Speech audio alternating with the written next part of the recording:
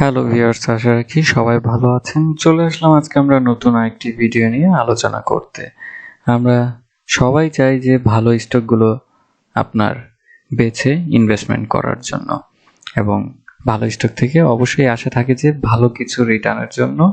তো তারই প্রেক্ষিতে আজকের ভিডিওটি মেক করা। আমরা আজকে ব্যাংক সেক্টরে এমন একটি শেয়ার আপনাদের সামনে তুলে ধরার চেষ্টা করব, যেটি আমার কাছে মনে হচ্ছে যে বেশ অনেক দিকে লুক্রেটিভ। তো আশা রাখি আপনারা ধৈর্য সহকারে পুরো ভিডিওটি আমার সাথেই থাকবেন, এবং আমরা জানি যে শেয়ার বাজার ঝুঁকিপূর্ণ জায়গা, তাই জেনে বুঝে বিনিয়োগ করার চেষ্টা করুন, এবং এখানে কোনো ধরনের বাই সেল নির্দেশনা দেওয়া হচ্ছে না।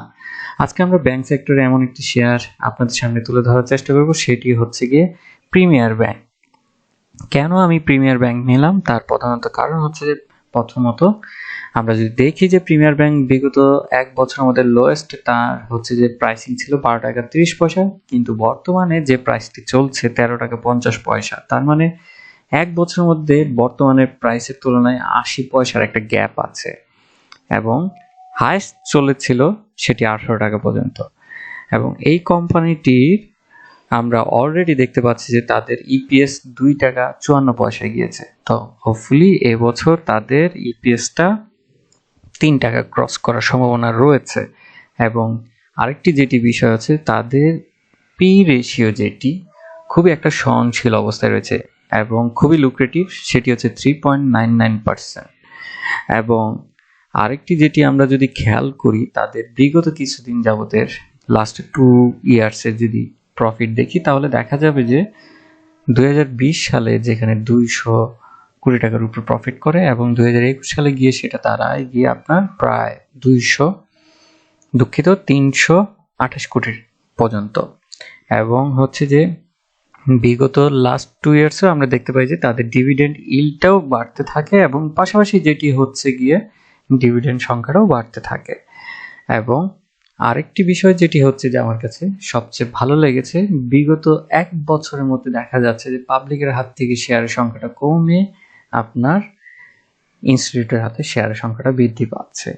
তো এই বেশ কিছু আপনার লুক্রেটিভ আমরা পজিটিভ দিক দেখলাম, যেটা আমার কাছে মনে হচ্ছে যে এই বছরও এই কোম্পানিটি তাদের হচ্ছে গিয়ে ভালো একটা ডিভিডেন্ড দিতে পারে, এবং ভালো ডিভিডেন্ডের একটা প্রত্যাশা সবারই থাকে।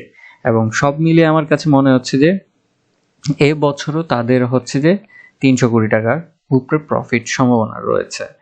এবং তাদের যদি আমরা একটু দীর্ঘদিন ধরে একটু খেয়াল করি ট্রেডিং এর বিষয়টা, তাহলে সেখানে একটা জিনিস ভাবার হচ্ছে গিয়ে, এই বর্তমান বাজার পরিস্থিতিতে তাদের ট্রেড ভলিউমটা আমরা একটু কিছুদিন যাবত একটা ভালো পজিটিভনেসের দিকে দেখতে যাই, এবং কিছুটা প্রাইসে ওঠার চেষ্টা করে।